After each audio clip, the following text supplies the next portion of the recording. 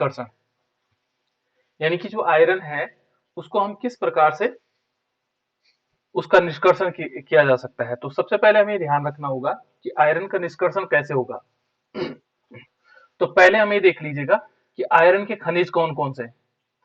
एक तो है मैग्नेटाइट, यदि आप देखोगे मैग्नेटाइट है, और मैग्नेटाइट का फॉर्मूला है Fe3O4, और इसमें 72.4% जो है क्या होता है, आयरन होता है। हम आयरन का निष्कर्षण कर रहे हैं, जो उसके क्या होते हैं, अयस्क होते हैं, उनसे हमें किसी चीज को निकालना। यदि माना कोई अयस्क हमारे पास है और उस अयस्क से क्या करेंगे, उस चीज को निकाल दे, मान लीजिए सपोज इसमें हमें आयरन निकालना है, तो उसको कहते हैं निष्कर्षण, एक्सट्रैक्शन, यानी कि किसी चीज से हमें एक्सट्रैक्ट करना है। तो कैसे एक्सट्रैक्ट कर सकते हैं, तो यहाँ पर ये है मैग्नेटाइट Fe3O4, ठीक है ना, और इसमें होता है 72.4%। दूसरा होता है हेमेटाइट, हेमेटाइट का फॉर्मूला ये लिखा हुआ है, हेमेटाइट का फॉर्मूला है Fe2O3, ठीक है ना, ये हेमेटाइट का फॉर्मूला है। सिडेराइट, सिडेराइट का फॉर्मूला होता है FeCO3, ये सिडेराइट है FeCO3, ये सिडेराइट है और इसमें होता है 48.2%, और ये 69.9% होता है। और एक होता है लिमोनाइट, लिमोनाइट का फॉर्मूला ये है, और इसमें होता है 55%। तो इसमें सीधे ये हमारे पास क्या है, ये खनिज है बेटा, ये क्या है, खनिज है। किसके खनिज है, आयरन के खनिज। इनसे हम आयरन को प्राप्त कर सकते हैं, ठीक है ना। लेकिन अयस्क कौन है इनमें, जल्दी से बताओ मुझे, अयस्क कौन है, ज्यादा टाइम नहीं लेंगे। ये खनिजों, इन खनिजों में से, मैग्नेटाइट। हाँ राइट, मैग्नेटाइट मैग्नेटाइट। मैग्नेटाइट। कौन सा बेटा, जल्दी, हेमेटाइट हुई। क्या होगा,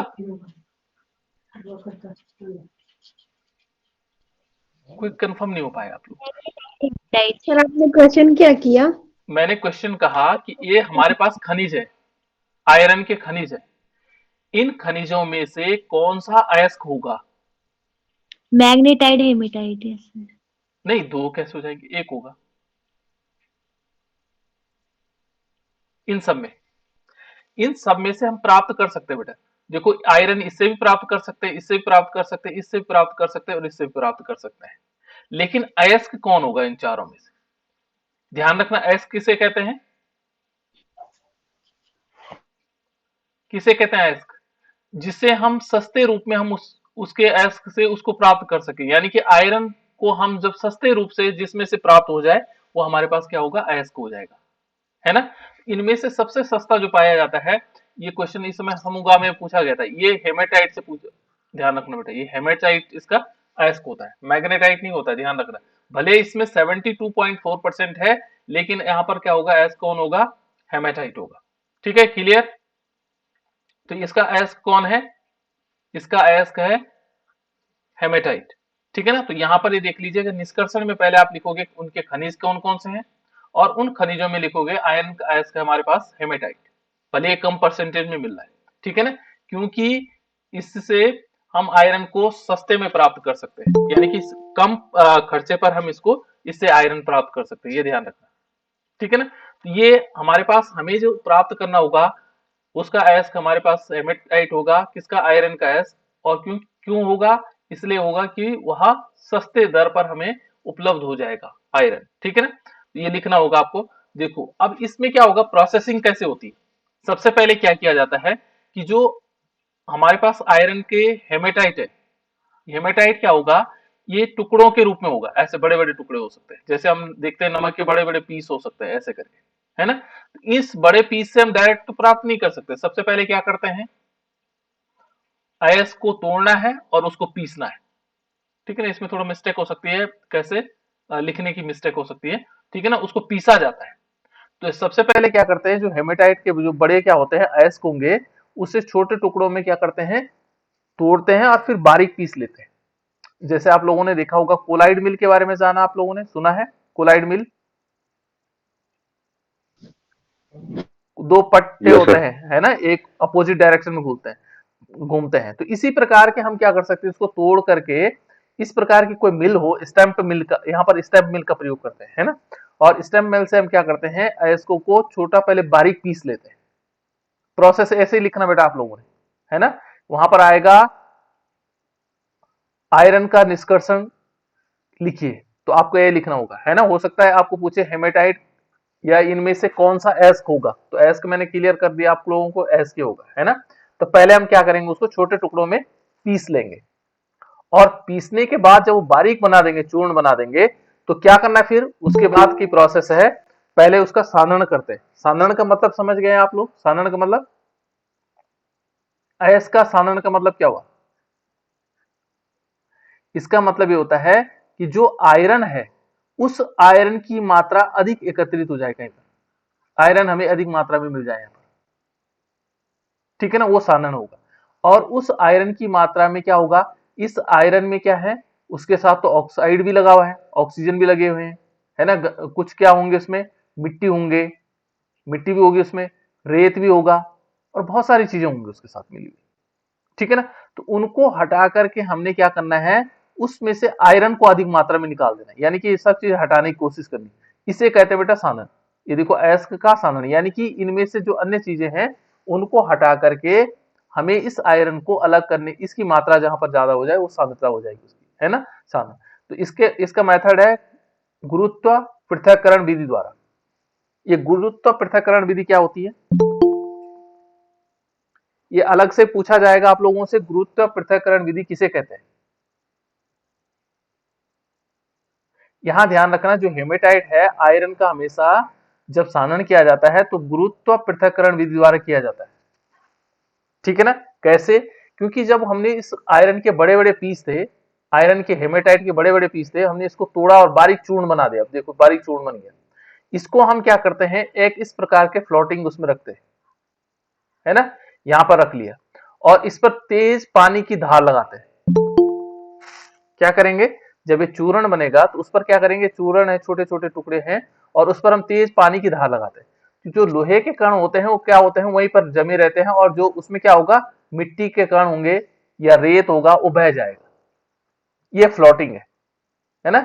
जो हम क्या कर रहे हैं, यहाँ पर गुरुत्व पृथक्करण विधि में क्या करते हैं, पानी की तेज बौछार लगाते हैं, और उस तेज बौछार में क्या होगा, मिट्टी, रेत और जो अन्य चीजें होंगी वो बह जाएंगी, ठीक है ना। और फिर क्या होगा हमारे पास, ये आयरन ऑक्साइड के रूप में, यानी कि Fe2O3 बचेगा। यही तो हुआ आयरन का ऑक्साइड, ठीक है ना, Fe2O3। हेमेटाइट का फॉर्मूला ये हुआ, हेमेटाइट का फॉर्मूला क्या हुआ, Fe2O3। ये ध्यान रखना, बार बार पूछूंगा मैं आप लोगों से बीच में, है ना। इस पर हम तेज धार पानी की लगाएंगे, और फिर मिट्टी और रेत क्या हो जाएंगे, अलग हो जाएंगी, और उसमें क्या बचेगा, यहाँ आयरन के ऑक्साइड बचेंगे, यानी कि हेमेटाइट बचेगा। फिर इसमें क्या हो सकता है कि कुछ चीजें इसमें रह गए हो, तो दूसरा हमारे पास है चुंबकीय पृथक्करण विधि द्वारा। और चुंबकीय पृथक्करण विधि क्या होती है बेटा, इसमें दो इस प्रकार के वो लगाए जाते हैं, है ना, और एक पट्टा लगाया जाता है इस पर, ठीक है ना। और ये जो बाउल हैं, ये जो घूमने वाले हैं, ये चुंबक के बने हुए होते हैं। इसके ऊपर जैसे हम वो क्या करेंगे, हेमेटाइट का एस्क डालेंगे चूर्ण के रूप में, तो उसमें क्या होगा, ये हम इस टाइप से, क्योंकि मैग्नेट है इससे चिपका हुआ है, ऐसा पट्टा बना हुआ है, ठीक है ना। तो जो इसमें क्या होगा, जैसे जाएगा तो गिरेगा, तो यदि इसमें क्या होगा, आयरन होगा, तो आयरन क्या होता है, चुंबक से चिपक करके आता है, तो ऐसे में गिरेगा, आयरन गिरेगा यहाँ पर, जो आयरन हेमेटाइट होगा वो इधर गिरेगा। और जो क्या होगा, जैसे मान लीजिए इसमें मिट्टी के कण है, तो मिट्टी के कण क्या होंगे, सामने गिरेंगे। तो इससे भी क्या कर सकते हैं, हम उसको पृथक्करण कर सकते हैं, अलग अलग कर सकते हैं। तो दो विधियों द्वारा आयरन को पृथक्करण किया जाता है, उसका सानन किया जाता है। कौन कौन सी विधियां हैं, दो दो विधियां कौन सी, गुरुत्व पृथक्करण विधि, और दूसरा है चुंबकीय पृथक्करण विधि। ये तो क्लियर हो गए, ये तो सिंपल बेसिक्स थे बेटा इसके, ठीक है ना। अब थोड़े से और आगे चलते हैं। दो मेथड है, देखो अब हमारे पास आता है हेमेटाइट का, जो हेमेटाइट एस्क है उसका परगलन। परगलन का मतलब होता है बेटा स्मेल्टिंग, गलाना उनको। तो उसको गलाया कैसे जाता है, यहां पर क्या करना, आपको आपको लेना है, ये कौन सी भट्टी, पहचानो जल्दी से, वात्य भट्टी। बिल्कुल वात्य भट्टी है, ठीक है ना। ध्यान रखना, वात्य भट्टी बहुत इंपॉर्टेंट है, पूछा जाएगा, दो रूपों में पूछा जाएगा। एक तो कहां पूछा जाएगा? आयरन के निष्कर्षण में, और दूसरा अलग से पूछा जा सकता है कि बात्य भट्टी क्या है। ठीक है ना। यहाँ बात्य भट्टी को पहचान लो बेटा। ऊपर जो है टेम्परेचर क्या है? कम है। देखो यहाँ ऊपर की तरफ जो है टेम्परेचर कम है और ये धीरे धीरे बढ़ता चला जा रहा है।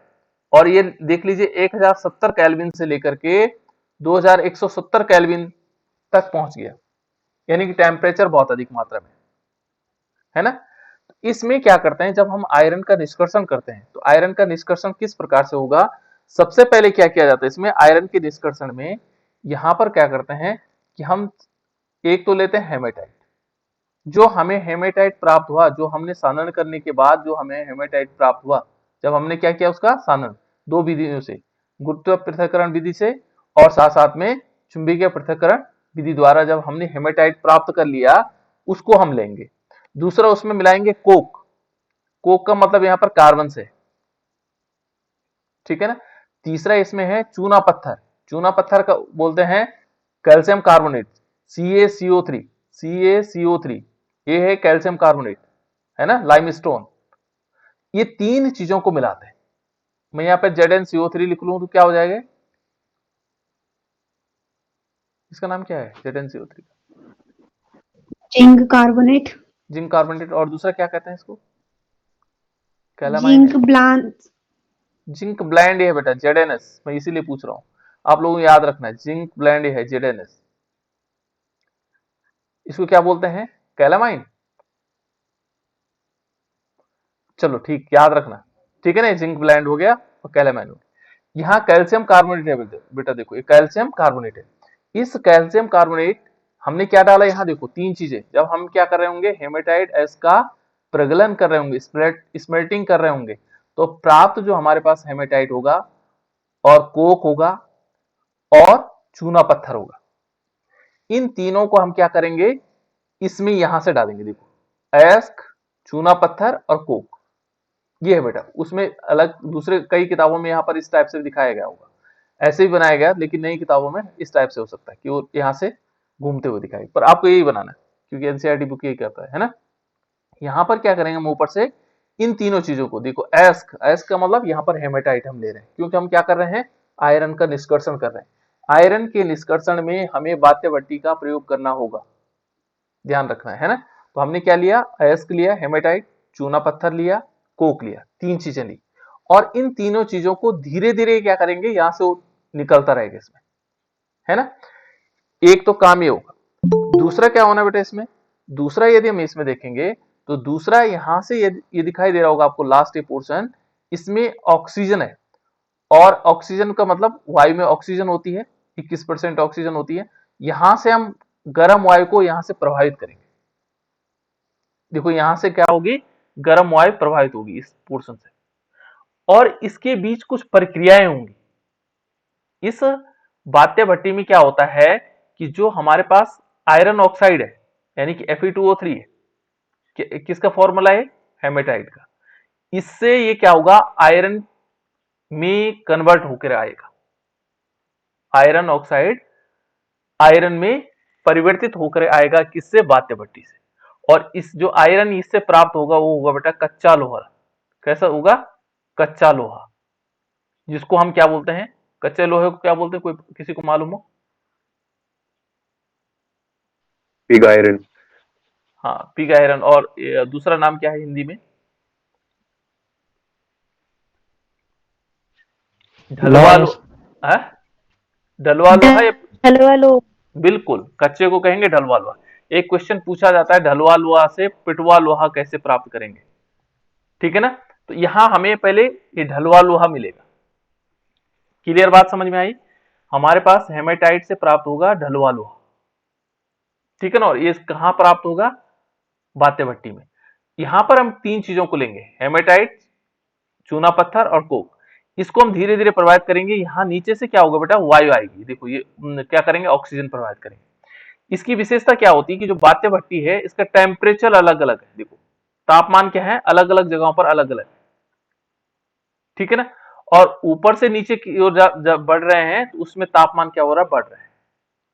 और हेमेटाइट नीचे तक पहुंचने पर क्या होगा, आयरन में बदल जाएगा। जैसे नीचे पहुंचेगा तो आयरन में बदल जाएगा। अब बदलेगा कैसे, देखो इसकी प्रोसेस को समझना है। देखो मैं इसके स्क्रीनशॉट खींचना आपने बाद में, है ना। पहले देखो बेटा, प्रक्रिया क्या होगी, सबसे पहले काम क्या होगा कि जो बाध्य भट्टी है, जो निचले हिस्से में, यहां से देखो ये गर्म क्या हो गया, यहां से इस हिस्से से क्या होगा, गर्म वायु प्रवाहित की जाती है, जो कोक के साथ अभिक्रिया करके कार्बन डाइऑक्साइड और पुनः फिर कोक के साथ अभिक्रिया करके कार्बन मोनोऑक्साइड में बदल जाती है। देखो यहां से क्या हुआ, ये ऑक्सीजन है, इस वायु में ऑक्सीजन है, और कोक का मतलब यहां पर कार्बन है। देखो यदि हम देखेंगे पहले क्या करता है, ये ऑक्सीजन इस कोक के साथ, क्योंकि ऊपर से क्या गिर रहा है, कोक, कोक माने कार्बन, और यहां टेम्परेचर बहुत अधिक है, ठीक है ना। तो जैसे ये क्या करेगा, ये ऑक्सीजन इस कोक के साथ मिलेगा तो ये क्या बना देगा, देखो carbon, carbon means Coke, Coke plus oxygen, carbon dioxide. लेकिन अब जैसे थोड़ी आगे गया, यहां पर ऑक्सीजन की मात्रा कम हो जाएगी, क्योंकि यहां पर तो ऑक्सीजन ज्यादा था, तो इसलिए CO2 बन गया, फिर ऊपर से कार्बन मिला फिर अगेन, तो ये कार्बन डाइऑक्साइड फिर क्या करता है, कार्बन से अभिक्रिया करता है और कार्बन मोनोऑक्साइड बना देता है। बहुत इंपॉर्टेंट रिएक्शन है बेटा। देखो ये लिखना आपको कि ये क्या करेगा, पहले कार्बन क्या करेगा, ऑक्सीजन से अभिक्रिया करके कार्बन डाइऑक्साइड, कार्बन डाइऑक्साइड फिर अगेन कार्बन से अभिक्रिया करेगा कार्बन मोनोऑक्साइड। जब ये बन जाए, कार्बन मोनोऑक्साइड बन जाए, देखो यहां पर कार्बन मोनोऑक्साइड बन गया। ये कार्बन मोनोऑक्साइड इंपॉर्टेंट है हमारे लिए, है ना। देखो अब क्या करेगा, देखो जो हेमेटाइट, यहां ऊपर से हमने दूसरा काम क्या किया था, एक तो कार्बन डाला था, कोक डाला था जिसको हम कार्बन कह रहे हैं, कार्बन ने अपना काम कर दिया, कार्बन मोनोऑक्साइड बना दिया। दूसरा हमने यहां पर डाला था हेमेटाइट, Fe2O3। तो जब Fe2O3 आएगा तो ये भी क्या करेगा बेटा, देखो ये Fe2O3 क्या करेगा, देखो ये कार्बन मोनोऑक्साइड, इसके 3 मॉलिक्यूल आएंगे, और कार्बन मोनोऑक्साइड जो बना हुआ कार्बन, जो किससे बना था, ऑक्सीजन के साथ, वो अभिक्रिया करके देखो ये भी ऑक्साइड है, आयरन ऑक्साइड है, और साथ साथ में कार्बन डाइऑक्साइड निकला। लेकिन फिर ये कार्बन देखो, जो ये आयरन ऑक्साइड है, ये फिर कार्बन मोनोऑक्साइड से अभिक्रिया करके क्या बना देता है, आयरन सेकंड ऑक्साइड बना देता है, यानी कि इसको हम कहते हैं आयरन ऑक्साइड, ये भी आयरन ऑक्साइड, FeO बना देता है, ठीक है ना। ये फेरस ऑक्साइड बन गया, ठीक है ना, क्या बना, फेरस ऑक्साइड। इस फेरस ऑक्साइड, ये इंपॉर्टेंट है, पहले कंडीशन में क्या हुआ, Fe2O3 ने कार्बन मोनोऑक्साइड Fe3O4 बनाया, फिर Fe3O अगेन रिएक्शन करेगा कार्बन मोनोऑक्साइड से, FeO बन जाएगा। इसने भी अपना काम, कार्बन मोनोऑक्साइड ने इसको यहां तक पहुंचा दिया, FeO तक, क्लियर। और ये जो रिएक्शन होती बेटा, ये 900 से लेकर के और 1500 केल्विन तक होती, इस टेम्परेचर पर होती ये रिएक्शन, ये इंपॉर्टेंट है, ठीक है ना। पहले क्या हुआ, पहले जो है कार्बन ने कार्बन ऑक्सीजन से अभिक्रिया करी, carbon dioxide, carbon dioxide, carbon, carbon monoxide. फिर क्या हुआ, हेमेटाइड ने, ठीक है ना, हेमेटाइड ने क्या किया, कार्बन मोनोऑक्साइड से अभिक्रिया करके आयरन ऑक्साइड बदल गया, देखो आयरन ऑक्साइड में बदल गया, है ना, सेकंड तक। इसके बाद क्या होना है, फिर जो आयरन ऑक्साइड है, ये फिर किससे अभिक्रिया करता है, FeO से अभिक्रिया करता है, और कार्बन डाइऑक्साइड निकल जाता है। यहां एक क्वेश्चन और है, ये इंपॉर्टेंट क्वेश्चन क्या है, आपने कार्बन को ही क्यों लिया है, ये क्वेश्चन हो सकता पूछ ले वो आपको कि आपने इसमें कोक ही क्यों लिया। सर क्योंकि ये गालक का काम करता है सर, क्या करता है, गालक का काम करता है सर। गालक का काम करता है। और कोई बच्चा, और बताओ बेटा, क्या क्या काम करता होगा कार्बन, ये ऑक्सीकारक है बेटा, देखो क्या है, ऑक्सीकारक नहीं, अपचायक, सॉरी, प्रबल अपचायक। इसमें से ऑक्सीजन को कम कर दे रहा है ना, कार्बन क्या कर रहा है, इस हेमेटाइट से ऑक्सीजन को हटा दे रहा है ना, यानी कि इसको, इसका यदि देखेंगे तो अपचयन कर दे रहा है, ये अपचायक है, प्रबल अपचायक है, क्या है, अपचायक का काम करता है बेटा, ध्यान रखना। लेकिन इससे अच्छे अपचायक भी हैं और है, जैसे एल्युमिनियम है ना, बहुत सारे इससे अच्छे अपचायक हैं, हमने कार्बन ही क्यों लिया। क्वेश्चन इसलिए कह रहा हूं कि क्वेश्चन पूछा जा सकता है इस पर, है ना, ध्यान रखना, इसलिए पूछ रहा हूं कार्बन ही हमने क्यों लिया। ध्यान रखना कार्बन सस्ता है और महंगे होते हैं, है ना। इसलिए क्या करते हैं यहाँ पर कार्बन का प्रयोग, कार्बन किस रूप में है, एक तो आपको ये क्वेश्चन पूछा जा सकता है कि यहाँ पर कार्बन क्या काम कर रहा है, तो कार्बन कर रहा है यहाँ पर अपचायक का काम। क्या कर रहा है, अपचायक का काम। यहाँ पर कार्बन, जो कार्बन है या कोक है, ये किस क्या कर रहा है, अपचायक का काम कर रहा है। ठीक है ना, क्लियर हुई बात, इतनी बात समझ में आ गया बेटा। इसके बाद देखो, अब हमने दो चीजों को तो हमने पूरा देख लिया। अब जब आयरन हमें मिल गया तो अब बाकी चीजों की जरूरत, देखो आयरन अलग मिल गया हमें, अब हमने ये क्यों डाला, एक और भी डाल रखा है इसमें, कैल्शियम कार्बोनेट।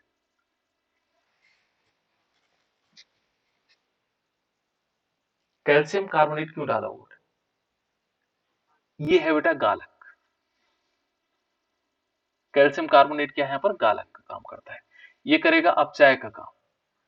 ठीक है ना, दूसरे का अपचयन करेगा, है ना, ये क्या करेगा, दूसरे का अपचयन करेगा और अपचयन करेगा, ये है अपचायक हो जाएगा। और ये है गालक, तीसरा हमारे पास गालक। तो गालक क्या करेगा, देखो इसमें जब हम कैल्शियम कार्बोनेट डालते हैं तो जैसे तापमान होगा, देखो जैसे क्या होगा इसमें ताप, यदि हम अधिक ताप लेंगे CaCO3 तो ये किस में कन्वर्ट हो जाता है, CaO कैल्शियम ऑक्साइड में कन्वर्ट हो जाता है, और साथ साथ में इसमें कार्बन डाइऑक्साइड निकल जाता है ना। जब ये कैल्शियम ऑक्साइड बन जाएगा तो कैल्शियम ऑक्साइड क्या करता है, जो सिलिका होता है, मान लीजिए इस आयरन में, हेमेटाइट में मान लीजिए सिलिका है, SiO2, जिसको हम क्या बोलते हैं, रेत। रेत है बेटा, रेत को हम सिलिका कहते हैं, है ना। इस सिलिका, ये इसको क्या करेगा, इसके साथ अभिक्रिया करेगा, कौन, ये वाला। देखो यहाँ कैल्शियम ऑक्साइड और सिलिका के साथ इसने रिएक्शन की और क्या बना दिया, CaSiO2 धातुमल, जिसको हम क्या बोलते हैं, कैल्शियम सिलिकेट बना देता है। तो ये है बेटा गाल। यहाँ तीन चीजें हैं, वो पूछ सकता है बात्य भट्टी में कार्बन क्या काम कर रहा है, कैल्शियम कार्बोनेट क्या काम कर रहा है, ठीक है ना। ये आपको याद रखना होगा, कैल्शियम कार्बोनेट गालक के रूप में हम इस पे प्रयोग कर रहे हैं। हमारे पास कार्बन जो है, कोक जो होगा वो किस रूप में काम कर रहे हैं, अपचायक के रूप में काम कर रहे हैं, ठीक है ना। तो इस प्रकार से क्या होगा, हमें प्राप्त हो गया, एक तो हो गया आयरन, ठीक है ना, दूसरा क्या हो गया, हमारे पास ये धातुमल हमें मिल गया। अब हमारे पास प्योर फॉर्म में धीरे धीरे क्या हो जाएगा, जैसे जैसे प्रोसेस इसके अंदर हुई, यहाँ पर जो है लास्ट में क्या होगा, यहाँ पर एक गलित लोहा है ना, और इसके ऊपर जो है ये बना हुआ है, ये धातुमल है। धातुमल ऊपर क्यों रहता है बेटा, इसका घनत्व कम होता है सर। बिल्कुल ठीक है ना, यहाँ ध्यान रखना, इस ये वजन में कम होता है, इसका घनत्व कम होता है धातुमल का, इसलिए ऊपर आ जाता है। और जो लोहा है, कच्चा लोहा, वो इस टाइप से, देखो एक कच्चा लोहा नीचे आएगा तो हम इस टाइप से टैप लगा सकते हैं यहाँ पर, है ना। ये क्या बन जाएगा, नीचे हमारे पास कच्चा लोहा प्राप्त होगा और इधर की तरफ अवशिष्ट पदार्थ हमें मिल जाएंगे। तो एक काम आप लोगों को क्या करना है, एक काम आप लोगों को शुरू से ये करना है कि इसके स्क्रीनशॉट खींचने, आपको लिखना इतना ही है। यदि आपके पास आयरन का निष्कर्षण आता है तो मैं एक एक करके स्क्रीनशॉट खिंचवा लेता हूं आपसे, ठीक है ना। यहां से शुरू करो बेटा, क्योंकि ये बार बार नहीं मिलेंगे, आपको लिखने की ज्यादा जरूरत नहीं। हो गया, ये पहला आयरन के निष्कर्षण में यही करना आपको, ये स्क्रीनशॉट हो गया। दूसरा इसका खींच लीजिए, ओह सॉरी, वो वापस जा रहा हूं। ये पहली स्क्रीन, ये इसका हो गया बेटा, पहली स्क्रीनशॉट। दूसरा इसका खींच लीजिए,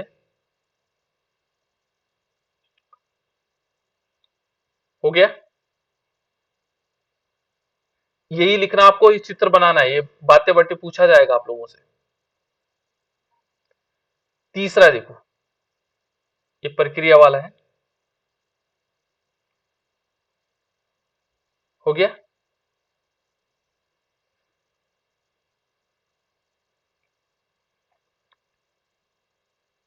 हो गया बेटा, चलो आगे चलते, देखो अब देखो उसके बाद हमारे पास है पिटवा लोहे का निर्माण। क्योंकि हमने यहां पर क्या किया था, इतने तक हमने क्या कर लिया, एक तो हमने क्या निकाल दिया इसमें से, कच्चा लोहा जब हमें मिल जाए, उसके बाद इस कच्चे लोहे से हमें क्या बनवाना है, पिटवा लोहा, है ना, पिटवा लोहा बनाना है।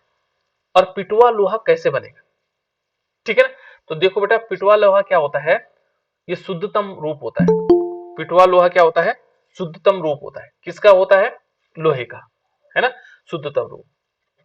दूसरा इसमें यदि देखेंगे तो इसमें क्या होता है, ये 0.5% क्या होती है, मतलब अशुद्धियां होती है। केवल इतनी ही अशुद्धियां होती, बाकी शुद्ध रूप में होता है, बहुत कम अशुद्धियां होती है ना। यदि हम देखेंगे तो जो ढलवा, जो कच्चा लोहा है उसमें 3% तक भी क्या होती है, अशुद्धियां होती है ना। लेकिन जो पिटवा लोहा है उसमें कितने होती है, 0.5% अशुद्धियां होती है। ठीक है, क्लियर। उसके बाद देखो, कच्चे लोहे से, जो कच्चा लोहा है जिसको हम क्या बोल रहे थे, ढलवा लोहा से पिटवा लोहा जो है, कौन सा प्रक्रम है, ये है पडलिंग प्रक्रम। इस प्रक्रम को नोट कर लीजिए कि किस प्रक्रम द्वारा ढलवा लोहे से पिटवा लोहा बनाया जाता है, तो वो होता है पडलिंग प्रक्रम। कौन सा होगा, पडलिंग प्रक्रम। इसके द्वारा हम क्या कर सकते हैं, क्या बना सकते हैं, ढलवा लोहे से पिटवा लोहा। और ये क्वेश्चन आता है बेटा, ढलवा लोहे से पिटवा लोहा कैसे बनाया जाता है, ठीक है ना। और इस क्वेश्चन को देखो किस प्रकार से हमें लिखना कैसे है, देखो ये आ गया। अब इसकी प्रोसेस क्या है, देखो इस विधि में क्या होगा, जो ढलवा लोहे को, लोहे के जो बुरादा होता है, छोटे छोटे बुरादे बना करके, है ना, के साथ मिला करके, देखो इस विधि में ढलवा लोहा को लोहे के बुरादे के साथ मिला करके एक ऐसी परावर्तनी भट्टी में गर्म करते हैं। देखो ये परावर्तनी भट्टी है ना, भट्टी में गर्म किया जाता है, जिसमें क्या होगा, हेमेटाइट, यानी कि हेमेटाइट क्या होगा, Fe2O3 का स्तर हो। यहां पर क्या होना चाहिए, अंदर की तरफ किसका स्तर होना चाहिए, हेमेटाइट का, अंदर जो हेमेटाइट लगा होना चाहिए यहाँ, जिसमें क्या होगा, हेमेटाइट का स्तर होना चाहिए, है ना। ये हेमेटाइट क्या करेगा यहाँ पर, ये हेमेटाइट का जो स्तर होगा ये ऑक्सीकारक का कार्य करता है, ध्यान रखना है। इस परावर्तनी भट्टी में यदि हेमेटाइट का स्तर अंदर से लगा हुआ है तो वो क्या करेगा, ऑक्सीकारक का काम करेगा, ठीक है ना। पहले इसके बारे में समझ रहे हैं। यहाँ पर हमें क्या लेना है, जब हम ढलुए लोहे से पिटवा लोहा बना रहे होंगे तो ऐसी दिशा में हमें क्या करना होगा, लोहे का बुरादा लेंगे, ठीक है ना, और उस लोहे जो ढलवा लोहा है उसके साथ लोहे का बुरादा लेंगे और उसको परावर्तनी भट्टी में गर्म करेंगे, ठीक है ना। और कैसी परावर्तनी भट्टी होनी चाहिए, जिसमें स्तर क्या होगा, हेमेटाइट का स्तर बना होगा, लगा होगा, है ना। और इस स्तर को, इस स्तर का क्या काम है, ये ऑक्सीकारक का काम करता है।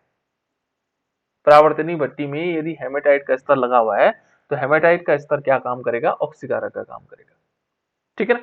अब देखो बेटे, इसके बाद कहता है कि जो ढलवा लोहा है, ढलवा लोहा में उपस्थित क्या होंगे, देखो क्या क्या चीजें हो सकती है, जो अशुद्धियां होती है, कार्बन जिसको हम कोक कह रहे हैं, सल्फर, सिलिकॉन, मैग्नीज और फास्फोरस, ये अशुद्धियां होती है,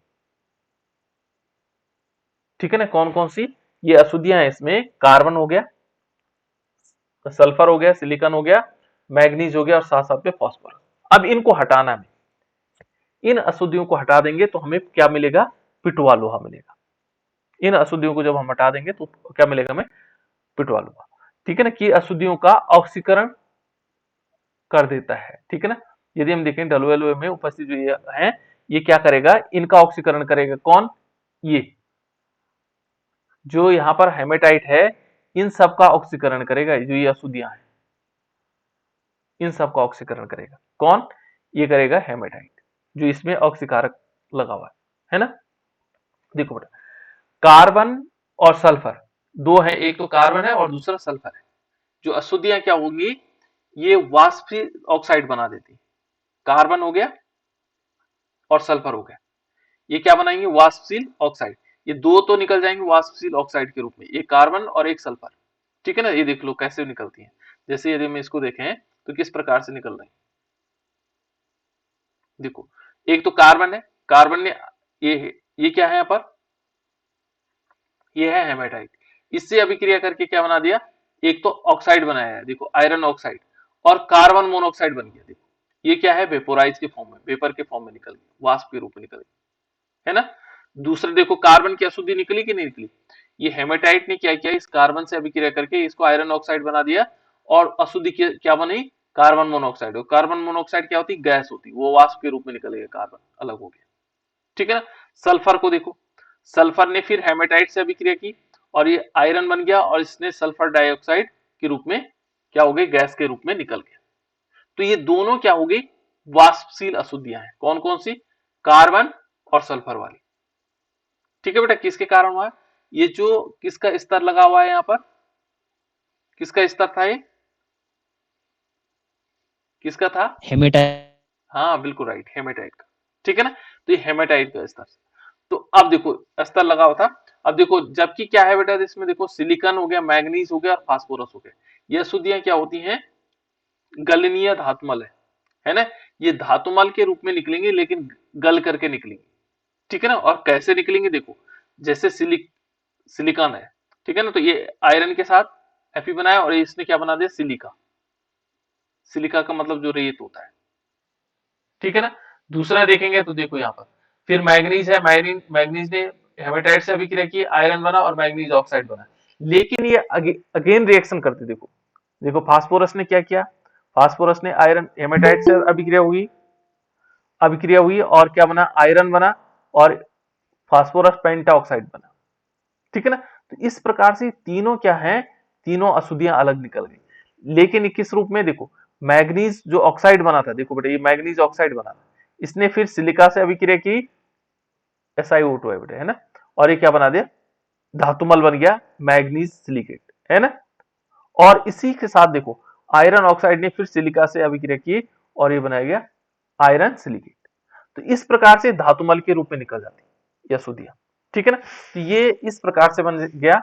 अब हमें तो क्या बनाना है, हमें तो पिटवालुआ, सारी अशुद्धियां निकल रही हैं इसमें से, और जब ये अशुद्धियां सारी इसी रूप में निकल गई, देखो सारी अशुद्धियां निकल गई और हमें क्या प्राप्त हो रहा है, देखो आयरन प्राप्त हो रहा है शुद्ध अवस्था में, इनमें से जो अशुद्धियां थी वो अलग हो गई। और यही क्या होगा, ये विधि कहलाती है पडलिंग प्रक्रम। कौन सा प्रक्रम कहलाता है, पडलिंग प्रक्रम। और इससे हमने क्या प्राप्त कर लिया, शुद्ध अवस्था में क्या प्राप्त कर लिया बेटा, आयरन को। तो इसी ये विधि है इसकी, है ना। और यदि हम देखेंगे ये फास्फोरस पेंटाऑक्साइड लास्ट वाला, देखो ये इस टाइप से, ये भी धातुमल है, तो इस टाइप से हमने इसको बना दिया। अब देखो बेटा यहां पर क्या होगा, कुछ ये ऑप्शन है, देखो वाष्पशील जो ऑक्साइड हैं तथा गलनीय धातुओं के रूप में अशुद्धियों को दूर होने से धातु क्या क्या क्या हो जाता है, गलनांक बढ़ जाएगा। ये क्या होगा, जो अशुद्धियां थी वो अशुद्धियां निकल गई तो उससे क्या होगा, धातु का गलनांक बढ़ेगा। ठीक है ना, और ये कैसे प्राप्त होंगे, गलनांक बढ़ेगा, और ये जो हमें प्राप्त होंगे लुगदी के रूप में होंगे, ऐसे छोटे छोटे पीस में। ठीक है ना, और इसको हम क्या कर सकते हैं, गेंदों के रूप में परिवर्तित कर सकते हैं, यानी कि इकट्ठा कर सकते हैं ऐसे। ठीक है ना, ये स्पंजी होते हैं बेटा, स्पंजी का मतलब इनके बीच क्या होती, खाली जगह होती, जो हमें प्राप्त आयरन प्राप्त होगा वो खाली जगह होगा। ठीक है ना, क्योंकि इसमें बड़ी मात्रा में क्या होते हैं, धातुमल उपस्थित होते हैं, इनके अंदर क्या होता है, धातुमल होगा। और जब हम इनको क्या करते हैं, भट्टी से बाहर निकालते हैं, इसको भट्टी से बाहर निकालेंगे और हथौड़े से पीटते हैं तो उसमें से जो खराब वाला क्या है, धातुमल है, वो बाहर निकल जाता है। ठीक है ना, वो क्या हो जाता है, बाहर निकल जाता है और हमें क्या होती है, पूर्ण रूप से पिटवा लोहा प्राप्त हो जाता है। ढलवा लोहा से हम पिटवा लोहा प्राप्त कर सकते हैं। तो इसको चाहो आप लोग एक बार, यदि कभी कभी हो सकता है कि समझ में ना आया हो, ठीक है ना, तो आप इसको स्क्रीनशॉट खींच लो, फिर एक बार पढ़ लेना। हो गया, मैं जल्दी जल्दी कोशिश कर रहा हूं।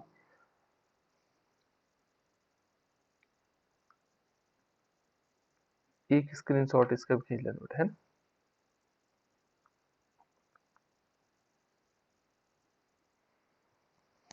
हो गया, तो ये तो था हमारे पास। दो चीजें यहां ध्यान रखनी, एक तो यहां पर होगा प्रावर्तनी भट्टी किसे कह सकते हैं, दूसरा क्या होगा, बात्य भट्टी किसे कह सकते हैं, और उसकी कार्यविधि पूछी जा सकते हैं आपसे। ठीक है ना, चलो एक नेक्स्ट आगे देखें, दूसरा वाला क्वेश्चन इसी से जो रिलेटेड है, वो इंपॉर्टेंट क्या है, दूसरा पार्ट इसी का देख लेते हैं।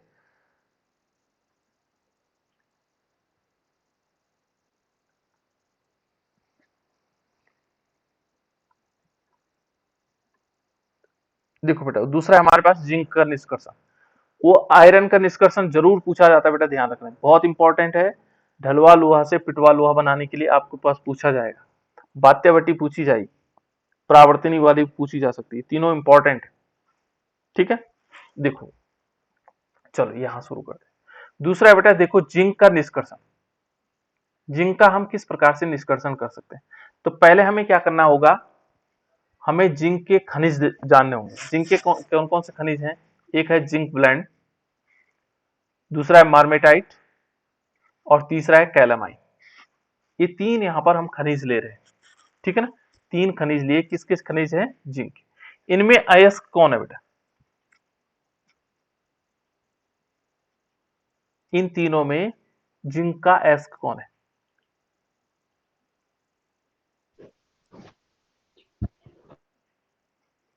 बोलो, कोई बात नहीं। कैलामाइन। कैलामाइन और zinc blende. Zinc blende. ZNS। हाँ, जिंक ब्लेंड होगा। ठीक है ना बेटा, आप लोगों को ये ध्यान रखना है कि इसमें सब में जिंक है, इन सब में क्या है? जिंक है। यदि हम देखेंगे इन सब में जिंक है, इससे प्राप्त कर सकते हैं, इससे भी प्राप्त कर सकते हैं और इससे भी प्राप्त कर सकते हैं। लेकिन अयस्क किसे माना जाता है? अयस्क उसे माना जाता है जिससे सस्ते दर पर हमें वह धातु प्राप्त हो जाती है। ठीक है ना, जिससे हमें सस्ते दर पर वह धातु प्राप्त हो सकती है, उसे हम कहते हैं, क्या कहते हैं? अयस्क कह सकते हैं।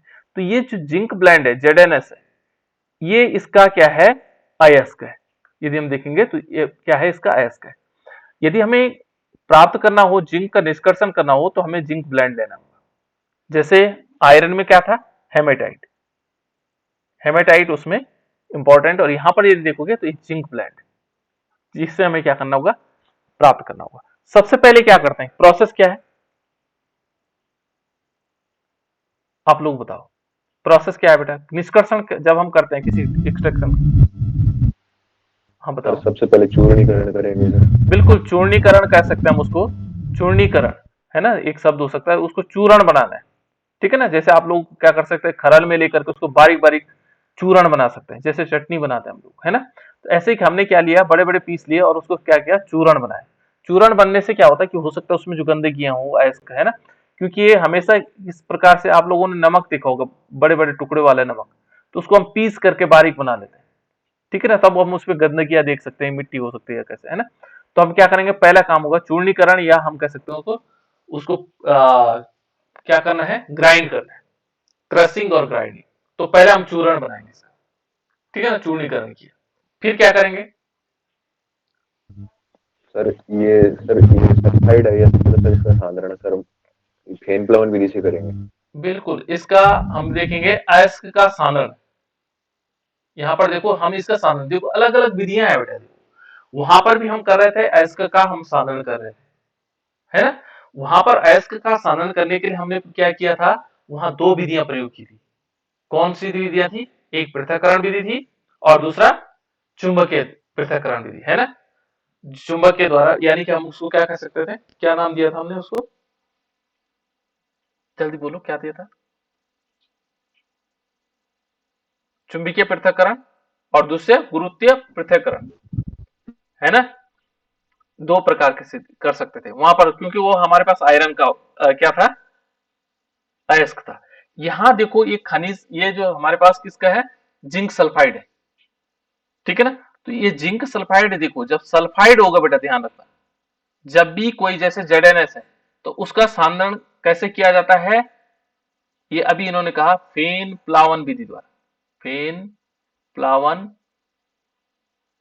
विधि द्वारा। ठीक है, ध्यान रखना आपको, जो इसका जहां पर भी सल्फाइड होंगे, सल्फाइड का जब भी आपको सानन करना होगा, तो आपको फेन प्लावन विधि का प्रयोग करना पड़ेगा। और फेन प्लावन विधि क्या है? बहुत सरल विधि है। आपको क्या करना है? फेन प्लावन विधि में क्या करते हैं? आपने ये चूर्ण बनाया, ये चूर्ण बनाया था जिंक सल्फाइड का। जिंक सल्फाइड का चूर्ण बना करके एक पानी से भरा ये पात्र है ना, बर्तन है, इस जिंक सल्फाइड का चूर्ण इसमें डाल दो। चूर्ण डाल दिया, थोड़ा सा इसमें क्या डालेंगे? क्या डालेंगे बेटा? बोलो। Sir pine oil. बिल्कुल, सीड का माइन, तेल। हाँ, चीड़ का तेल या पाइन ऑयल भी कह सकते हैं हम इसको, है ना। पाइन माने चीड़ हो गया, है ना, चीड़ का तेल, है ना। ये तारपीन का तेल भी डाल सकते हैं। क्या डाल सकते हैं? तारपीन का तेल। और जैसे हमने तारपीन का तेल डालेंगे, इसमें डाल दिया तारपीन का तेल, और साथ साथ में एक इस प्रकार की एक रॉड बनाएंगे, है ना। और इस पे हम यहाँ से क्या करेंगे, यहाँ से कंप्रेशर और एक फूंक मारेंगे, तो इससे क्या होगा, झाग बनेगा।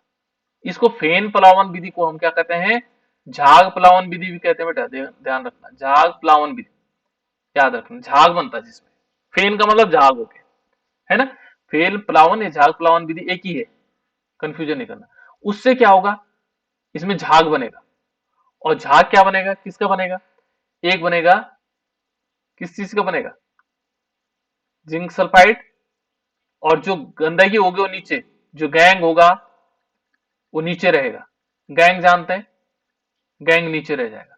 तो ये है फेन प्लावन विधि। हमने चीड़ का तेल यहाँ पर क्या किया, जिंक सल्फाइड का चूर्ण डाला, उसमें क्या डाला, उसमें साथ में पाइन ऑयल डाला और पानी से भरा हुआ था, फूंक मारी और झाग बनता रहा, झाग ऊपर इकट्ठा होता चला गया यहाँ ऊपर, जिंक, जिसमें क्या है, जिंक सल्फाइड है, जिसमें क्या है, जिंक सल्फाइड। ये विधि है बेटा किसकी, फेन प्लावन विधि। कौन सी विधि है, फेन प्लावन विधि।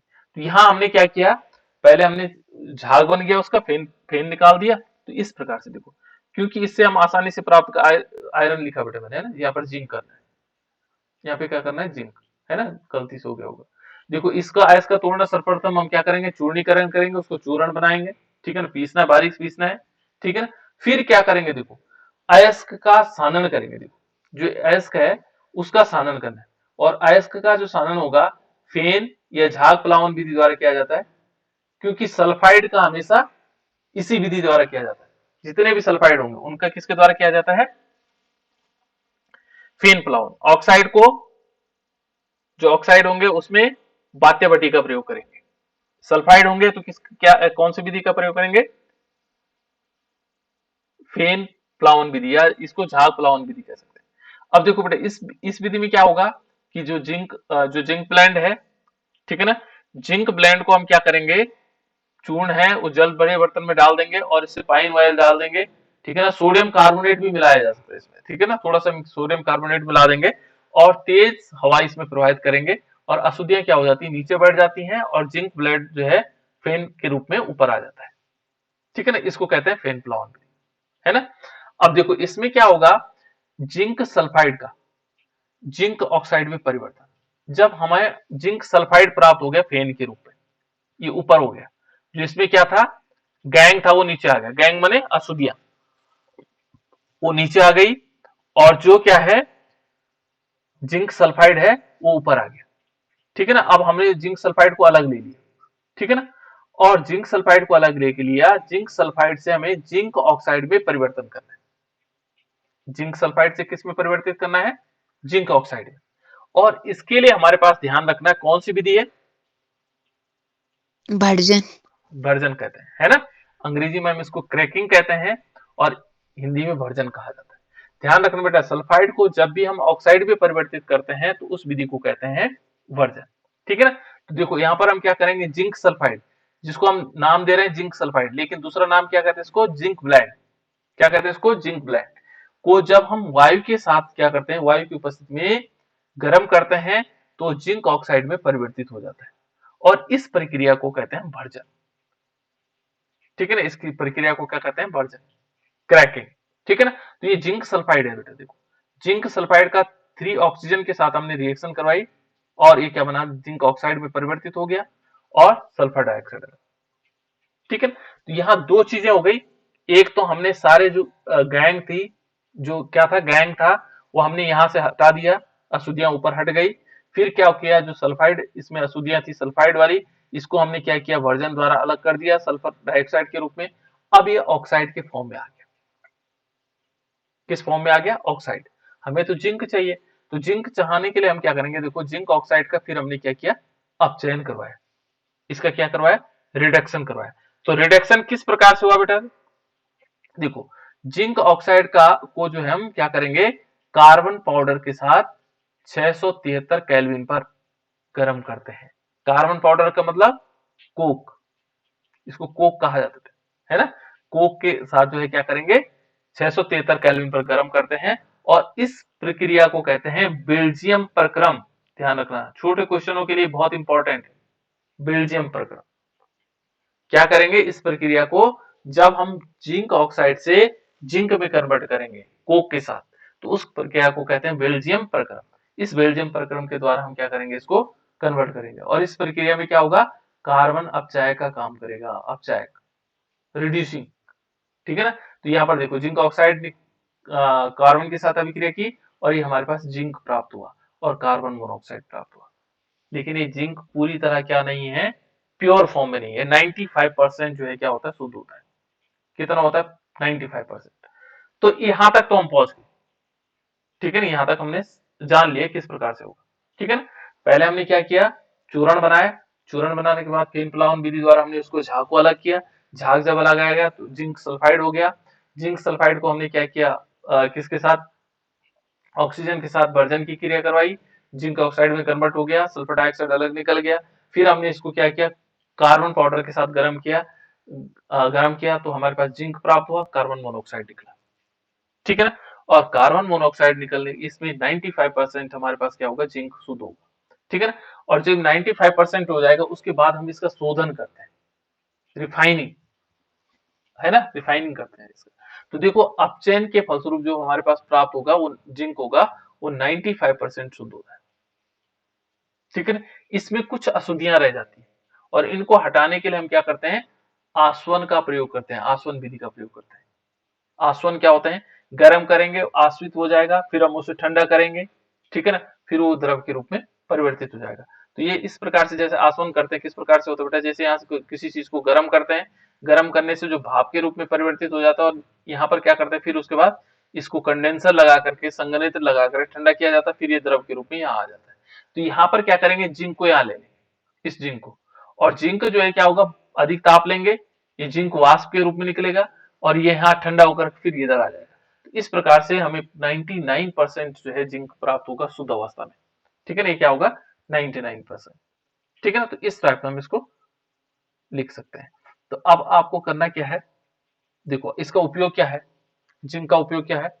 एक तो होता है बेटा इसमें मिश्र धातु बनाने में, जो मिश्र धातु होते हैं उसको बनाने में किया जाता है। जैसे कांसा होगा, आप लोगों ने पीतल देखा होगा, पीतल कांसा इस टाइप से, है ना।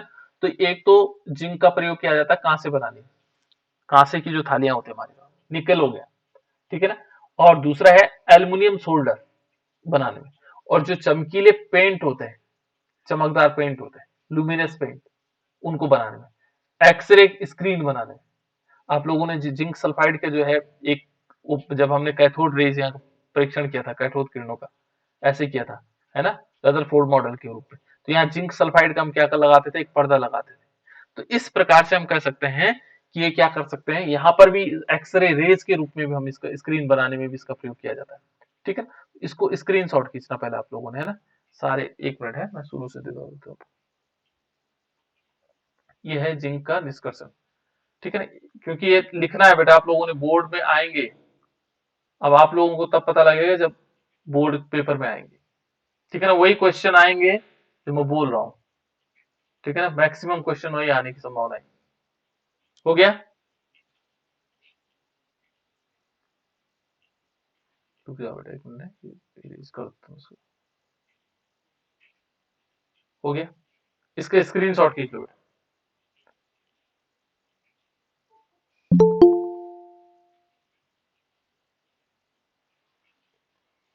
ये हो गया,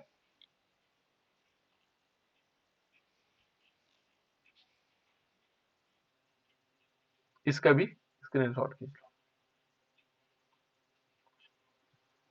ये हो गया, चलो। ये तो था बेटा वो क्वेश्चन जो आप लोगों को, दो क्वेश्चन अभी अभी बाकी रह गए इसमें कुछ, है ना, उनको मैं कल देखूंगा, कल सुबह आप लोगों को बताने की कोशिश करूंगा। अब एक और है जिसे मैं आप लोगों को बताना चाह रहा हूं। ये तीन टॉपिक तो याद कर लेना आप लोग, कौन कौन से, निस्तापन, भर्जन, गालक। ये तीन टॉपिक बहुत इंपॉर्टेंट है, इन्हीं से रिलेटेड आप पास ये एक छोटा सा क्वेश्चन बनेगा, है ना। तो मैं कोशिश भी कर रहा था इनको लिखने की, पर वर्जन क्या हुआ, निस्तापन क्या हुआ, ठीक है ना।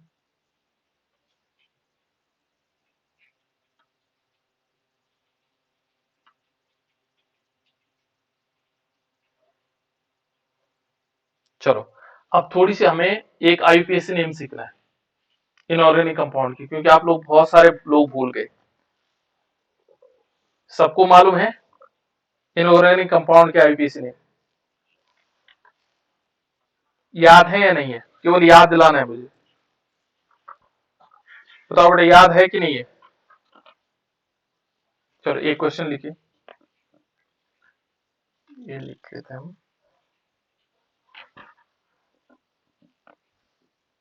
K2 PT और Cl4,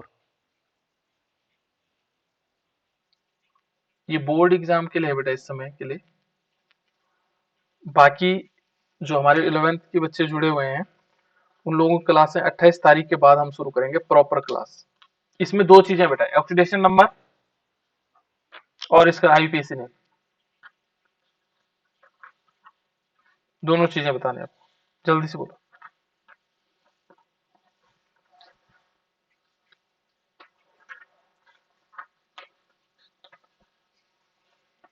इससे रिलेटेड दो तीन क्वेश्चन मैं आप लोगों को बताऊंगा कैसे लिखते हैं, इसका आईयूपीएसी नेम कैसे लिखते हैं।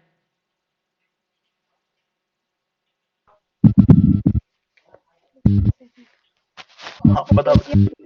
है? पोटेशियम हाँ टेट्राक्लोराइड पोटेशियम, हाँ tetrachloride tetrachloride, platinum cycloid platinum, second platinum second. बताओ बेटा, और बच्चे बताओ। पोटेशियम हाँ हाँ हाँ हेक्साक्लोरो हाँ प्लेटिनम। हाँ। ये आवाज कुछ आज स्पष्ट नहीं हो पा रही आवाज। चलो कोई बात नहीं, मेरी आवाज तो आप लोगों को प्रॉपर आ रही ना? मेरी आवाज आप लोगों को सही आ रही? चलो ठीक है। देखो इसमें इसमें किस प्रकार से आएगा बेटा, देखो यहाँ पर हमें नाम लिखने के लिए तरीके मालूम होने चाहिए, है ना। थोड़ी सी गलतियां हुई, यही मैं चाह रहा था कि बार बार गलतियां ना हो। ये है बेटा central metal ion, CMI, central metal ion, ठीक है। इसके इस तरफ होता है कैटायन, इस तरफ होता है एनायन, ये होते हैं लिगेंड्स, यहां ध्यान रखना लिगेंड्स होते हैं, है ना। इन जो बीच में होगा, ये बड़े ब्रैकेट के अंदर जितने भी होंगे, एक तो सेंट्रल मेटल आयन होगा और बाकी लिगेंड्स होंगे। और इस दाहिनी तरफ क्या होंगे, यहां पर होंगे एनायन, ऋणायन जिसको हम बोलते हैं एनायन, इस तरफ होंगे कैटायन, धनायन जिनको हम बोलते हैं, ठीक है ना। तो सबसे पहले हमें क्या करना है कि प्लेटिनम है और इससे पहले लगा हुआ है K2, यहां पर क्या करना है Cl4, है ना। तो सबसे पहले नामकरण कहां से शुरू करेंगे, लिगेंड के अंदर से शुरू देखते हैं, ठीक है ना। लिगेंड्स वैसे इससे भी कर सकते हैं, ठीक है ना। इसका नाम क्या होगा, ये 2 हो 3 हो 4 हो उससे कोई फर्क नहीं पड़ेगा। ये जो जैसे पोटेशियम है तो इस पर पोटेशियम आएगा, है ना। क्या आएगा, पोटेशियम आएगा, इसमें कोई नाम में कोई परिवर्तन नहीं आएगा, ये पोटेशियम हो गया, ठीक है ना। इसके बाद आएगा यहां पर क्लोरीन है, इस क्लोरीन का नाम क्या होगा, कोई बताएगा? टेट्राक्लोरो या टेट्राक्लोरिडो। क्लोरिडो भी कह सकते हैं बेटा इसको। क्लोरिडो कब होगा, जब वो माइनस के फॉर्म में होता है, ठीक है ना। तो यहां पर हम कह सकते हैं इसको टेट्राक्लोरिडो, टेट्राक्लोरिडो,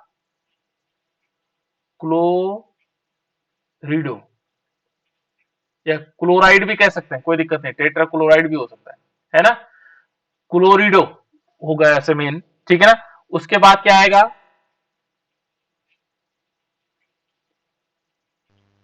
प्लेटिनेट।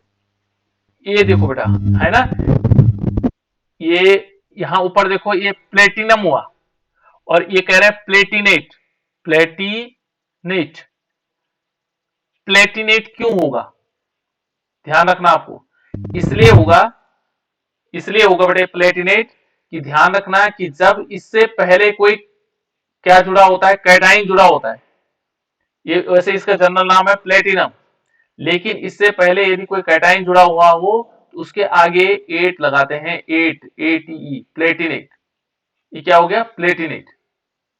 अब उसके बाद ऑक्सीडेशन नंबर देखेंगे इसका +1 होगा, ×2 होगा, यदि यहां पर देखेंगे तो +1 × 2, और इसमें क्या होगा, इसको हम x मान लेंगे क्योंकि ये x के फॉर्म में रहेगा, इसका हमें निकालना है, और ये -1 × 4 = 0। तो यदि हम देखेंगे 2 + 2 + x - 4 = 0, तो यानी कि x - 2 = 0, तो x = कितना आ जाएगा, +2 आएगा। तो यहां पर सेकंड तो सही है, बस केवल एक गलती हुई थी इसमें कि यहां पर क्या होना है, प्लेटिनम ना होकर के प्लेटिनेट होना है, छोटी सी मिस्टेक है, बड़ी मिस्टेक नहीं है ना, लेकिन ये ध्यान रखना है क्योंकि ये इसी पर नंबर में मिलते हैं। चलो इससे एक रिलेटेड और क्वेश्चन, हमें चाहते हैं कि ये क्योंकि इसमें जो है आप लोग कुछ याद तो कर नहीं सकते, इनको समझ सकते हैं केवल। देखो यहां पर Ag और फिर उसके बाद है Cn, और इसकी होल ट्वाइस है, और इसको पैक किया गया है इस टाइप से, और एक माइनस चार्ज लिखा है। इसमें 2-3 चीजें, एक तो इसका नाम बताना आपको, इसमें कोऑर्डिनेशन नंबर बताना है, ऑक्सीडेशन नंबर बताना है, 3 चीजें बतानी, उप संयोजन संख्या भी बतानी है आपको, है ना, कोऑर्डिनेशन नंबर,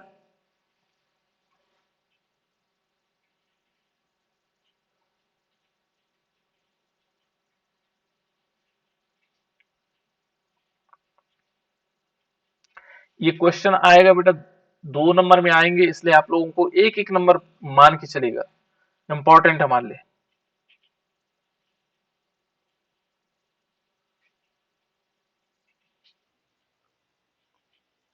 कैसे कैसे सॉल्व करना है इसको, सर डाइसाइनो हाँ,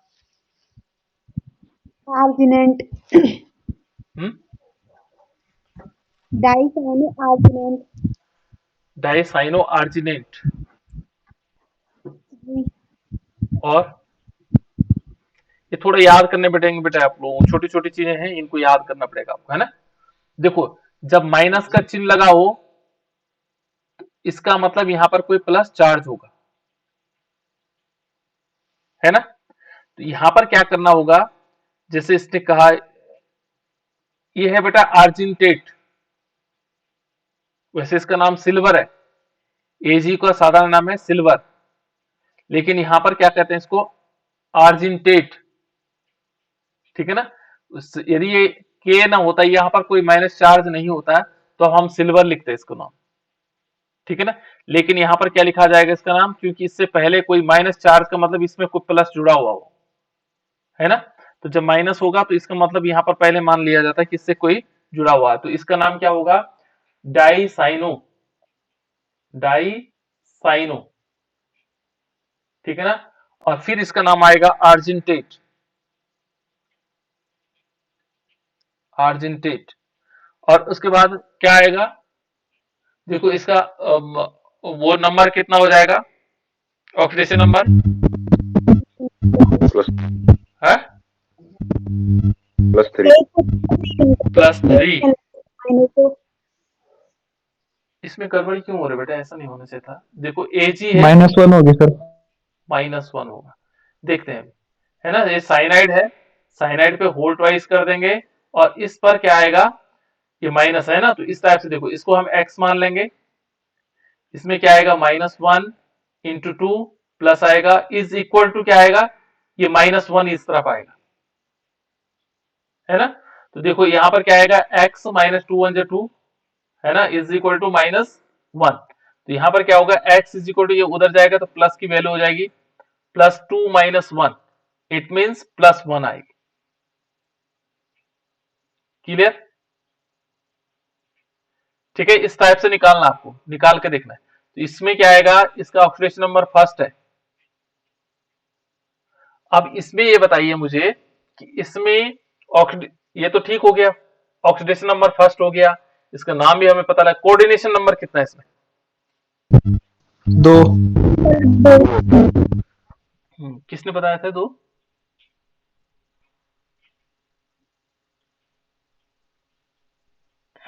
चलो कोई बात नहीं, ठीक है ना। इसमें देखेंगे बेटा, जितने उसमें क्या होंगे, जितने उसमें लिगेंड्स होंगे वो उसका कोऑर्डिनेशन, जो lone pair of electron donate कर रहे होंगे वो उसका कोऑर्डिनेशन नंबर, तो देखो 2 है, इसका कोऑर्डिनेशन नंबर क्या आएगा? 2। उपसंयोजन संख्या 2 आएगा। क्लियर? चलो एक क्वेश्चन और लिखो इसमें।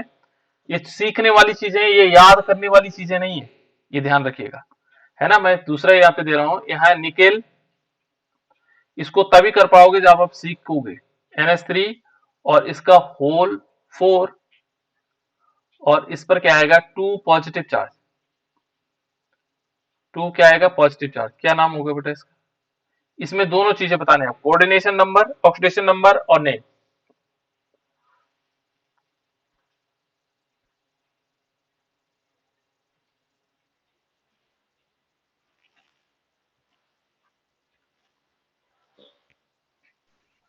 सर निकिल, हाँ, टेट्रामीन, पहले निकिल होगा।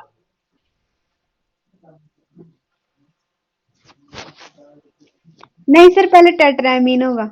हाँ, क्या होगा? Tetra amine. अमीन, ठीक है बेटा। कोई बताएगा? अमीन ठीक है। हाँ, उसके बाद बोलो। उसके बाद -2 नहीं, निकिल भी होगा। निकिल, फिर सेकंड। सेकंड होगा। और ठीक है बेटा, सबको सही लग रहा है?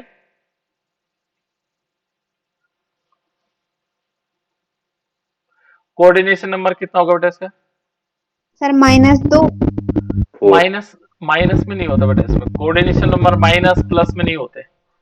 कोऑर्डिनेशन नंबर कैसे? हाँ सही कह रहा है, अभिषेक ने सही कहा, है ना। कोऑर्डिनेशन नंबर कितना होगा इसमें? 4 होंगे। कैसे पता लगा इसको 4 होंगे? सर क्योंकि ये एमीन यहाँ पे लिगेंड है तो ये 4 उनसे 4 बिल्कुल 4 परमाणु को वो दे रहा है अपना वो। लोन पेयर ऑफ इलेक्ट्रॉन दे रहा है बेटा, है ना। तो यहाँ इससे पता लगा सकते हैं इसका कोऑर्डिनेशन नंबर 4 होगा, ठीक है ना। ये ध्यान रखना, आपको इस टाइप से आ जाएगा, ठीक है। नेक्स्ट क्वेश्चन देखो बेटा, इसमें एक और बता दे रहा हूं मैं। ये याद नहीं करना है, ये समझना है इसको, है ना। नेक्स्ट देखिए, इसमें प्लेटिनम है Pt और इसमें Cl की होल 6 है और इस पर 2- चार्ज है।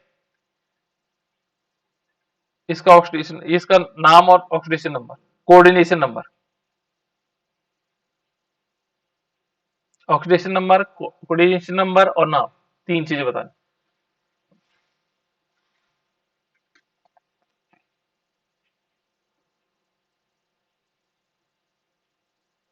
सभी बच्चों को बताना बेटा, ध्यान रखना ये सर क्वेश्चन। हाँ क्लोरो, हाँ, प्लेटिनम +4,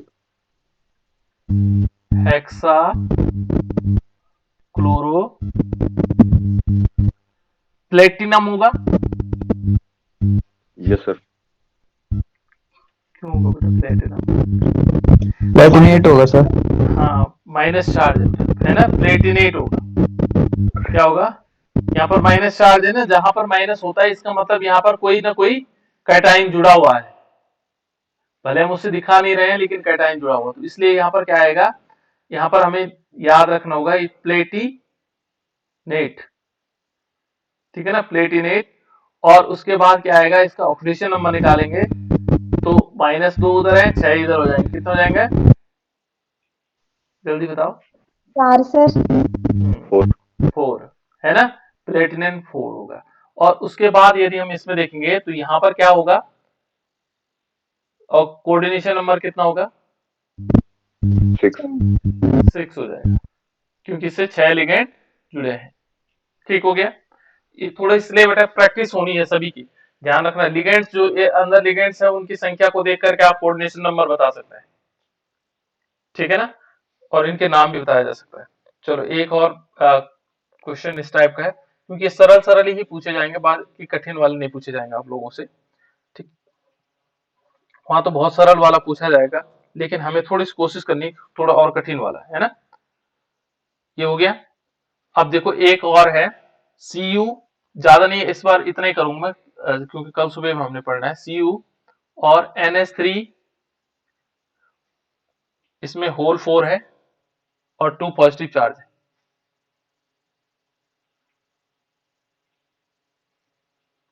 इसका नाम क्या होगा बेटा? नाम, कोऑर्डिनेशन नंबर और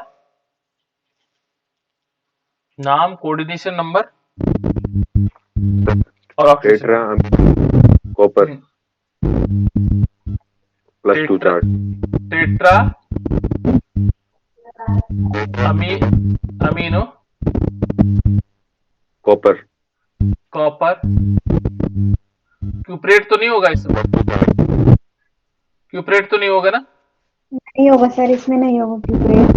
हाँ बिल्कुल, सेकेंड कॉपर, सेकेंड ये हो जाएगा। और कोऑर्डिनेशन नंबर कितना होगा? 4 हो जाएगा, ठीक है ना। इस प्रकार से कर लेंगे। थोड़ा आवाज आप लोगों की अच्छी नहीं आ रही, थोड़ा सा पता ही नहीं लग रहा है कि आप बोल रहे हैं ना।